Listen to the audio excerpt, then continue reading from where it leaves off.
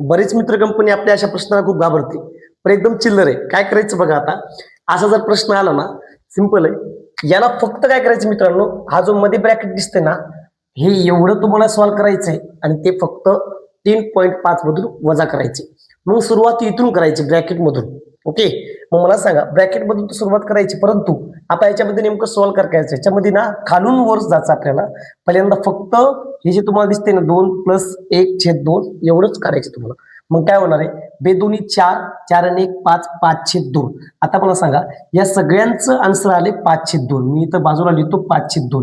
आता मला सांगा हे जे 2 आहेत ना इकडे खालचे, हे 2 इकडं वरती जातात गुणाकारामध्ये 2, म्हणजे खाली किती राहिले शिल्लक, फक्त 5 राहिले. ओके, आता बघा 5 दुने 10, 10 आणि 2 किती झाली 12, म्हणजे 12 किती येणार 5 येणार. ओके, म्हणजे पूर्ण याचा आन्सर आला आपलं 12/5. आता काय करायचं मित्रांनो, हे 12/5 इथं लिहायचे.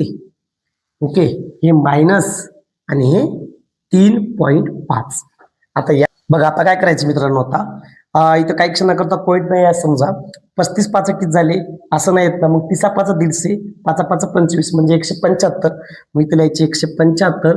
आता हा पॉईंट जो होतो ना एक घर सोडून, तो इथं ठेवून द्यायचा आणि मायनस इथं लिहायचंय 12 छेदामध्ये किती आहे बरं आपलं 5 आहे. आता मला सांगा मित्रांनो 17.5 मधनं 12 काढले, म्हणजे 17 मधनं 12 काढले किती राहिले बरं, हे 5 राहिले आणि हे इकडचे 0.5 ना 0.5 छेदामध्ये किती येणार आहे आपलं 5 येणार आहे. बस एवढं सॉल्व्ह करायचं आपल्याला.